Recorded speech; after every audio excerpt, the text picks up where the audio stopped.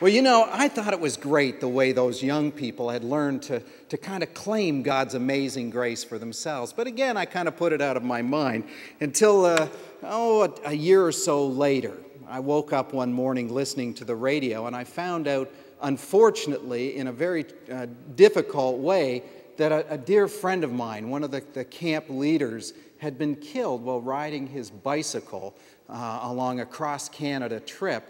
And I learned that the funeral was going to be that morning.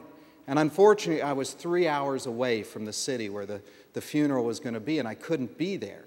So I got on the phone, and I immediately called the camp director, and I said, I just found out, and I can't be there. Would you please send my love, and especially to Mike's parents, just tell them how sorry I am. And she said, I'll call you as soon as the funeral is over and let you know how things went. And after the funeral, she called me and she said, Mark, the funeral service was lovely. There was beautiful tributes, and it was just a very moving service. And I said, how about the kids? Were the teens there, the camp counselors and some of the kids who'd been at the summer camp? She said, yeah, they actually stood up in front of the church at the service and sang Amazing Grace. And she said, but they sang it to the tune of Gilligan's Island. And at first I thought, oh, that's kind of strange for a funeral. But then it dawned on me that that's the way they'd first learned to sing that song. And I thought how much Mike would have loved to have heard them singing it that way. It lifted their spirits and gave them hope, the way God's grace always does. So I was so excited to hear that they too had claimed God's amazing grace for their generation. Well, just a couple of years later, I moved down to Nashville, Tennessee. And you know what? They play Amazing Grace really differently in Nashville, as only guitar pickers can.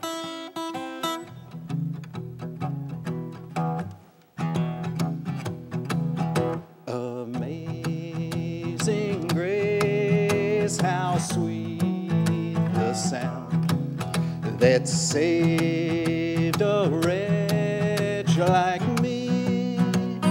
I once was lost, but now when found, y'all, was blind, but now I see. Well, you get the idea. I love the fact that people are learning to claim God's grace in so many different ways. And the way they claim that song, Amazing Grace, just reminds me of how persistent God's grace is with each and every generation.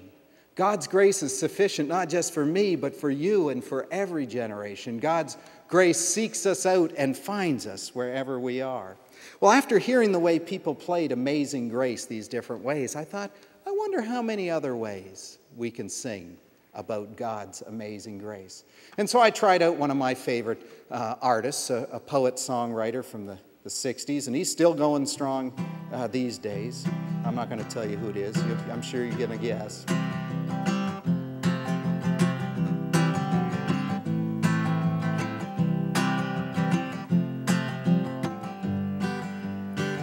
Amazing grace, how sweet the sound that saved a wretch like me.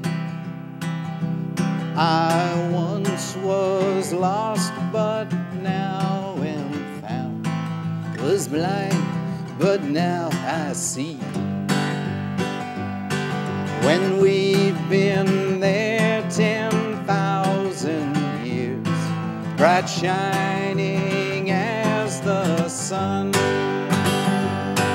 we've no less days to sing God's praise than when we first begun. And for those of you who maybe have been asleep for the last 40 years and don't know that song, I'm sure everybody does. The answer, my friend, is blowing in the wind. The answer is blowing in the wind. The answer, my friend, is blowing in the wind. The answer is Bobby Zimmerman. It's Bob Dylan's real name, in case you didn't know. Well, I tried it out some more the other day for Soul Cafe. I thought, I bet you there's some other songs we could do to Amazing Grace. And because I'm a big fan of VH1 classics, I thought, I bet you this song would work by America.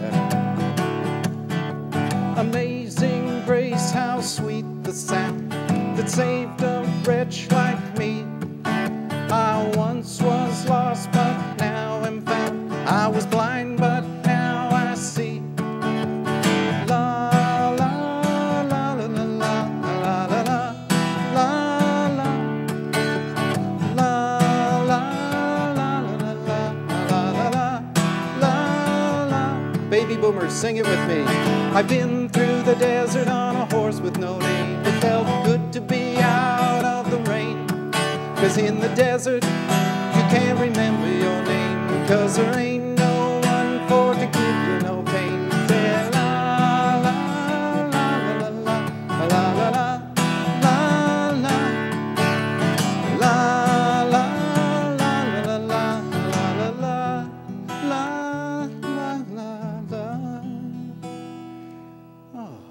Such a pretty song.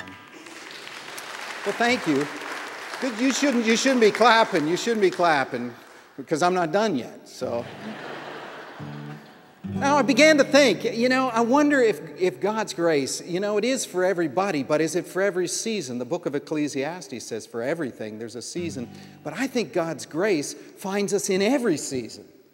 Whether the season is one of sadness or loneliness or a season of joy and hope. So I thought, I wonder if there's a seasonal amazing grace.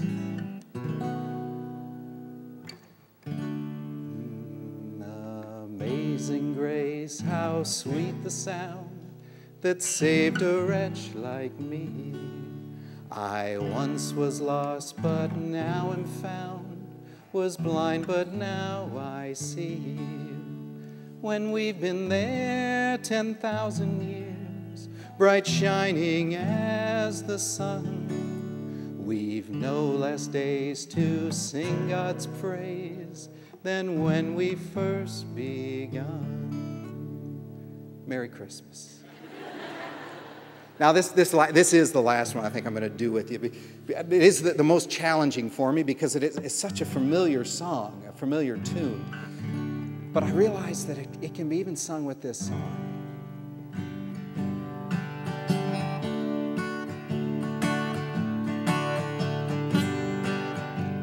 Amazing grace, how sweet the sound that saved a wretch like me. I once was lost, but now am found. I was blind, but now I see. Friends, the simple message for you today is this, that God's grace is sufficient. And it doesn't matter who you are, how old or how young you are, what season of your life you're in, what season you are in terms of your struggles and your joys. God's amazing grace is for you, and God's amazing grace will find you wherever you are. If you can remember just this, God's grace is sufficient. Praise be to God. Amen. You can clap now.